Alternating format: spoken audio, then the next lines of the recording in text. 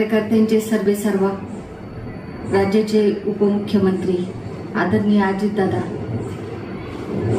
आज आपल्यात नाही या गोष्टीवरच संपूर्ण महाराष्ट्राचा विश्वास बसणे अत्यंत कठीण आहे। लाडक्या बहिणींचे दादा, आम्हा सर्व कार्यकर्त्यांची काळजी घेणारे दादा आणि एक की महाराष्ट्रातल्या प्रत्येक क्षेत्राची, प्रत्येक प्रश्नाची जाण असणारे दादा, अशा अनेक रूप दादांचे या अवघ्या महाराष्ट्राने बघितलेले आहे।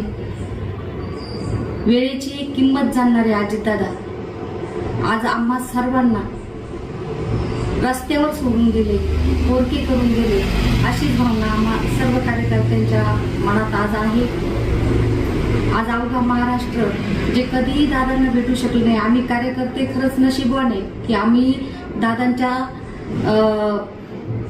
आधिपत्याखाली होतो किंवा त्यांच्या मार्गदर्शनाखाली आम्ही घडू शकलो। आम्ही स्वतःला खरंच नशीबवान मानतो, परंतु असे बहुसंख्य लोक आहेत जे दादांचे फॅन होते परंतु दादांपर्यंत पोहोचू शकले नाहीत। आज त्या लोकांनाही आमचे इतकंच दुःख झालेलं आम्हाला बघायला मिळतं।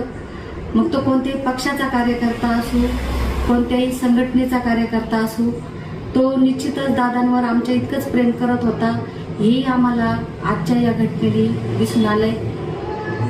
आज या सगळ्या गोष्टीचा हळहळ किंवा दुःख हे पूर्ण महाराष्ट्र व्यक्त करत असतानाच आपल्या संगमनेर शिवसेनेचे शहराध्यक्ष दिनेश फटांगरे यांनी त्यांच्या अकलेचे तारे तोडले आणि त्याबद्दल आम्ही सर्वच राष्ट्रवादीच्या कार्यकर्त्यांनी त्यांचा जाहीर शब्दात निषेध केला।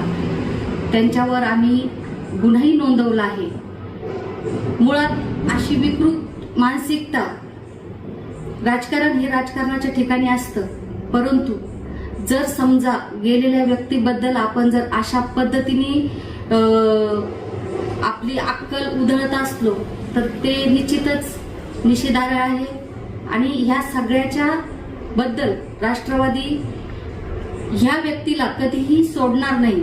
आज आम्ही पोलिसांना तेच सांगितलं, जेव्हा कधी हा माणूस आमच्या समोर येईल त्यावेळेस आम्ही त्याची धिंड काढल्याशिवाय राहणार नाही, कारण आमचं दैवत आमच्या नेत्याबद्दल आज अशा दुःखाच्या प्रसंगात हा माणूस जर अशा पद्धतीचे अपशब्द बोलत असेल तर त्याला आम्ही कधीच माफ करू शकणार नाही। आपण संपूर्ण तालुका या दुःखात सहभागी आहोत आणि या ठिकाणी उद्या आपण स्वयंस्फूर्तीने जर बंद ठेवला तर मला वाटतं निश्चितच दादांना एक आदरांजली त्या ठिकाणी आपल्याकडून व्यक्त होईल।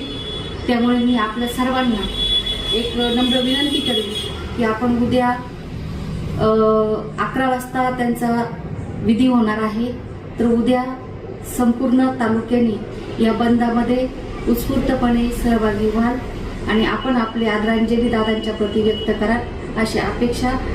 जय हिंद, जय राष्ट्रवादी।